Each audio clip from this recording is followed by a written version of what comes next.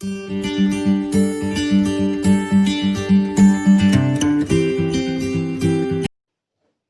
morning everyone. Welcome back to MTM Campus Educational Channel. Today we discuss the topic of inventory management and objectives of inventory management. നമ്മൾ ഇന്ന് inventory മാനേജ്മെൻറ്റും അതേപോലെ തന്നെ objectives of inventory മാനേജ്മെൻറ്റാണ് പഠിക്കാൻ പോകുന്നത്. Inventory management എന്നാൽ എന്താണ്? Inventory management എന്ന് പറഞ്ഞാൽ ഒപ്റ്റിമം യൂട്ടിലൈസേഷൻ ഓഫ് ഇൻവെൻ്ററി ആണ്. Optimum utilisation of inventory. Inventory ഒരിക്കലും കൂടുതലാവാൻ പാടില്ല, കുറയാനും പാടില്ല. കൂടിയാലും പ്രശ്നമാണ്, കുറഞ്ഞാലും പ്രശ്നമാണ്.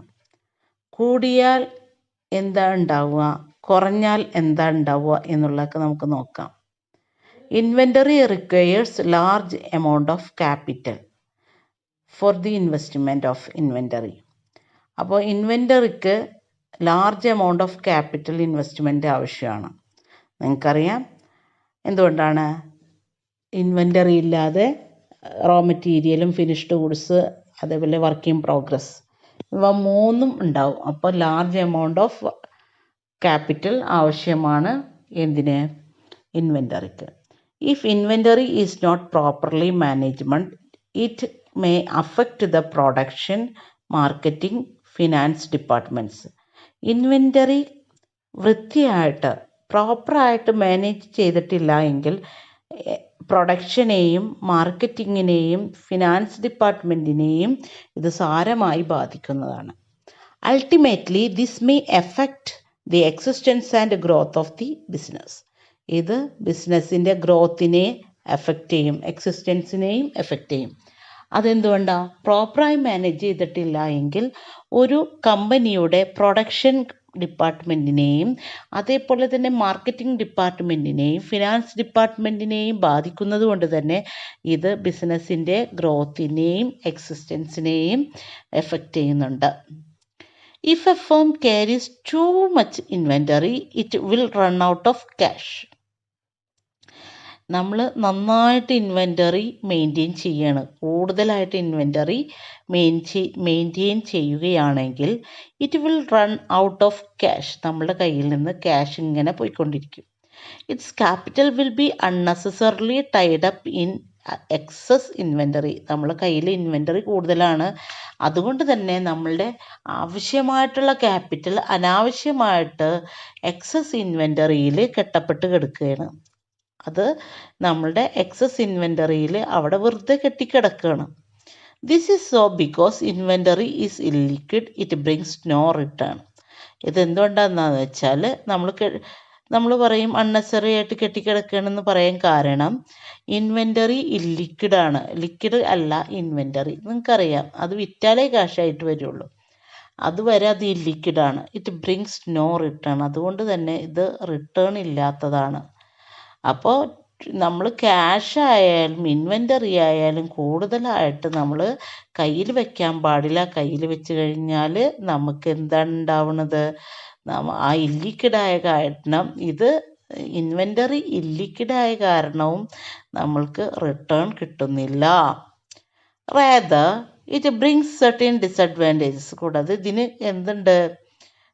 കുറച്ച് ഡിസഡ്വാൻറ്റേജസ് ഉണ്ട്. At the same time if a firm carries to little inventory, ഒരു കമ്പനി തീരെ കുറഞ്ഞ ഇൻവെൻ്ററിയാണ് മെയിൻറ്റെയിൻ ചെയ്യുന്നതെങ്കിൽ it may result in stock outs. അവർക്ക് സ്റ്റോക്ക് ഔട്ടിന് കാരണമാവും. ഇത് എന്തിലേക്ക് കാരണമാവും?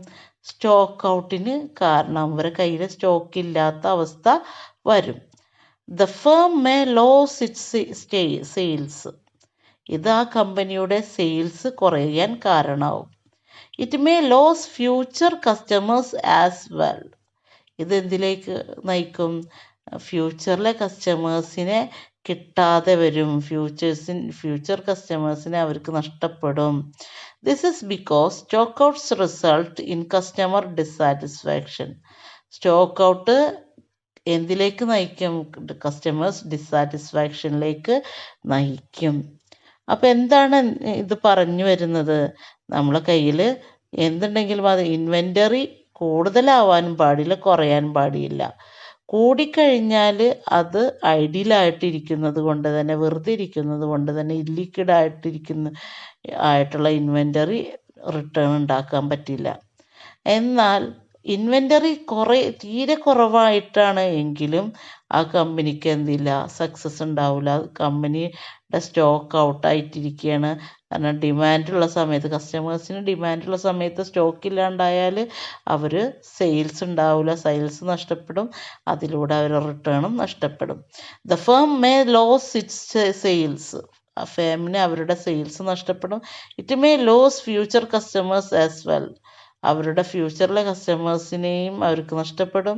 This is because stock outs results in customer dissatisfaction. Stock out customer ഡിസാറ്റിസ്ഫാക്ഷനിലേക്ക് നയിക്കും. So inventories require proper management and control. അതുകൊണ്ട് തന്നെ ഇൻവെൻ്ററിക്ക് പ്രോപ്പർ മാനേജ്മെൻറ്റ് ആൻഡ് കൺട്രോൾ ആവശ്യമാണ്. എന്താണ് inventory management? Inventory management simply refers to management of inventory.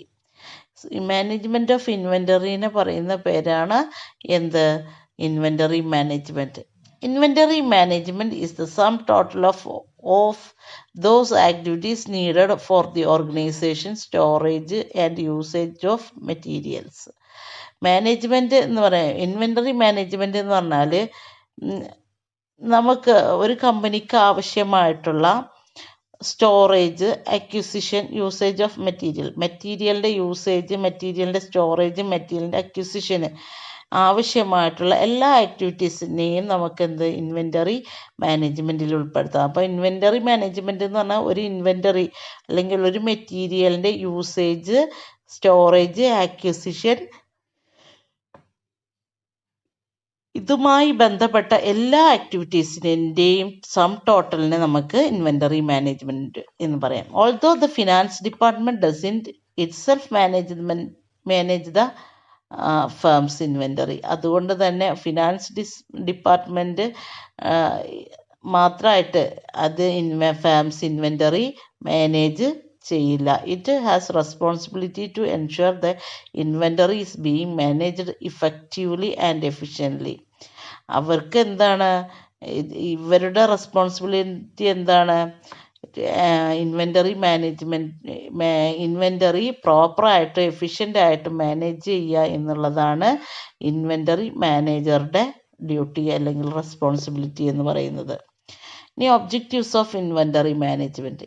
എന്താണ് objectives of inventory management എന്ന് പറഞ്ഞാൽ? ശരിക്കും ഒബ്ജക്റ്റീവ് എന്ന് പറഞ്ഞാൽ determine the optimum level of investment of inventories ആണ്. ഇൻവെൻ്ററിയിൽ ഇൻവെസ്റ്റ് ചെയ്തിട്ടുള്ള ഇതിൻ്റെ ഒപ്റ്റിമം ലെവലാണ് ഡിറ്റർമിൻ ചെയ്യുന്നതാണ് inventory management. That is, inventory should neither be excessive nor be inadequate. ഒരിക്കലും ഇൻവെൻ്ററീസ് ഇനാഡിക്വേറ്റോ എക്സസീവോ ആവരുത്. കുറെ കൂടാനും പാടില്ല, കുറെ കുറയാനും പാടില്ല. The other objectives of inventory management may be summarised as follows. Other management of inventory management ആണ് ഈ താഴെ കാണിച്ചിരിക്കുന്നത്. First one, to ensure the adequate inventories are available for smooth operations. Adequate ആയിട്ടുള്ള ഇൻവെൻ്ററീസ് ഒരു കമ്പനിയുടെ സ്മൂത്ത് ഓപ്പറേഷന് ആവശ്യമാണ്. രണ്ടാമത്തത്, to minimise investment of funds in the inventories. ഇൻവെൻ്ററിയിൽ ഫണ്ട് ഇൻവെസ്റ്റ് ചെയ്യുന്നത് മിനിമൈസ് ചെയ്ത് കൊണ്ടുവരാം. ഇൻവെൻ്ററിയിൽ കൂടുതലായിട്ട് ഫണ്ട് ഇൻവെസ്റ്റ് ചെയ്തിട്ടുണ്ടെങ്കിൽ അത് കുറച്ച് കൊണ്ടുവരിക എന്നുള്ളതാണ് രണ്ടാമത്തത്. മൂന്നാമത്തത്, to minimise the cost of recording and carrying inventory. മൂന്നാമത്തെ പോയിൻ്റ് എന്താണ്? ഒരു ഓർഡറിങ് കോസ്റ്റും അതേപോലെ തന്നെ ക്യാരിയിങ് കോസ്റ്റും, ഇൻവെൻ്ററിയുടെ ഓർഡറിങ് കോസ്റ്റും ക്യാരിയിങ് കോസ്റ്റും മിനിമൈസ് ചെയ്യുക എന്നുള്ളതും ഒബ്ജക്റ്റീവ്സ് ഓഫ് ഇൻവെൻ്ററി മാനേജ്മെൻറ്റിൽ പെടും. നാലാമത്തത്, to maximise the wealth of the shareholders or maximise profitability. Inventory മാനേജ്മെൻറ്റിൻ്റെ നെക്സ്റ്റ് ഒബ്ജക്റ്റീവ്സ് എന്ന് പറയുന്നത് ഷെയർ ഹോൾഡേഴ്സിൻ്റെ വെൽത്ത് മാക്സിമൈസ് ചെയ്യുക, അതേപോലെ തന്നെ അവരുടെ പ്രോഫിറ്റബിലിറ്റി മാക്സിമൈസ് ചെയ്യുക എന്നുള്ളതാണ്. Fifth one, to avoid cash crisis. Cash crisis ഇല്ലാതാക്കുക, നിർമ്മാർജ്ജനം ചെയ്യുക എന്നുള്ളത്.